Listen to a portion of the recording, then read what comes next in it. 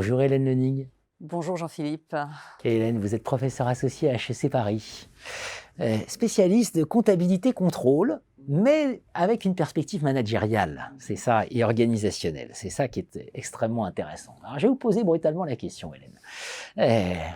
Le leader, voilà, le fameux leader, charismatique, visionnaire, etc., etc., c'est un mythe ou c'est pas un mythe?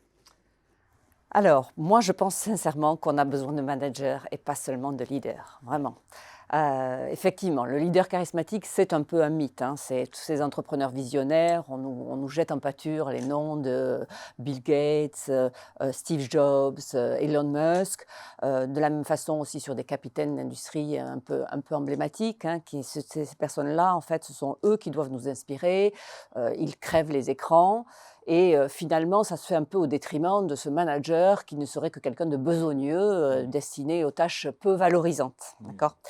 Moi, je pense qu'au-delà de ça, le manager, il a encore beaucoup, beaucoup à apporter. Il a été un peu mis à mal, c'est vrai, c'est un rôle qui a été mis à mal au cours des 30 dernières années, avec d'un côté une complexité grandissante des organisations, hein, des organisations matricielles, parfois triple dimensionnelles, avec de notre côté aussi une centralisation de plus en plus forte des fonctions support pour des raisons d'hyperspécialisation, qui font que finalement le décideur, il est plus destiné qu'à délivrer. Enfin, en tout cas, les managers de terrain n'est plus vraiment un décideur, c'est quelqu'un qui doit faire sur le terrain en fait, hein, qui doit délivrer.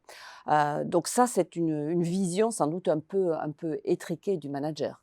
Et si on déconstruit donc cette figure du décideur, leader, héros, voilà, ce héros, on en arrive à une autre figure que j'aime beaucoup, c'est celle du chef d'orchestre. Oh oui, voilà. Donc c'est une analogie que je reprends souvent, parce que je pense que le manager, il a profondément ce rôle de coordination, en fait, et D'animation. d'emmener et d'animation, oui, tout à fait. C'est un peu celui qui donne vie, hein, à l'œuvre, hein. Il y a un moment donné, effectivement, il y a un compositeur qui est une sorte de génie, en tout cas dans les meilleurs cas, et qui compose l'œuvre, mais l'œuvre, elle reste au fond d'un tiroir si elle n'est pas jouée, si elle n'est pas présentée en performance devant un public. Et celui ou celle qui est capable de ça, c'est le chef d'orchestre. Alors pas tout seul, hein, c'est évident, mais c'est quand même lui qui va avoir ce rôle d'insister sur donner vie à l'œuvre, de lui donner sa cohérence, de lui donner sa cohésion, faire en sorte que chacun puisse jouer sa partition Vous vous avec référez bonheur, notamment au à notre Michel plus grand Fiol, bonheur. hein, Oui, sur, voilà, sur voilà. cette pensée-là. Hein. Voilà, donc ça c'est effectivement, Michel Fiol a beaucoup travaillé sur deux notions qui sont les notions de cohérence et de cohésion, qui sont très complémentaires pour comprendre ce rôle de chef d'orchestre, ce rôle de coordinateur. Alors, c'est deux notions un peu différentes. La cohésion, on est d'accord, c'est un sentiment d'appartenance, c'est le fait d'avoir plaisir à être ensemble. La cohérence, c'est un peu différent puisqu'il s'agit à la fois de différencier les tâches de chacun, hein, donner à chacun son rôle, ses objectifs individuels sur lesquels il ou elle va être évalué, mais aussi les intégrer, hein, d'accord? Donc il y a à la fois de la différenciation et de l'intégration dans ce rôle de cohérence. La cohérence et la cohésion, elles ont un rapport l'une à l'autre qui est très intéressant, parce que si vous avez zéro cohésion, s'il n'y a aucun plaisir à être ensemble, il y a peu de chances qu'en mettant en place des outils de gestion ou en donnant des objectifs à chacun, ça se passe bien, C'est une d'accord? belle Donc il vous performance. faut un peu de cohésion quand même. Ouais. Mais ensuite, la cohésion n'est qu'une condition nécessaire et non suffisante à donner vie à l'œuvre, hein, c'est ça l'analogie que l'on prend. Puisqu'en fait, sans cohérence, à un moment donné, la cohésion va s'éroder, en fait, hein.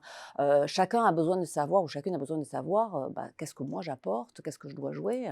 Un flûtiste n'est pas un violoniste, n'est pas, voilà, chacun, un clarinettiste. Donc chacun a son propre rôle, sa propre partition et doit le comprendre. C'est aussi pour ça que j'insiste sur le terme de cohérence plutôt que d'alignement. Hmm. L'alignement suppose un côté très vertical, en fait, hein, qui n'est pas le management actuel ou pas ce qu'on attend du manager à l'heure actuelle, hein. Le manager, il est beaucoup plus effectivement dans créer ces conditions propices à la cohérence et à la cohésion. Merci à vous, Hélène Merci Lenig. Jean-Philippe.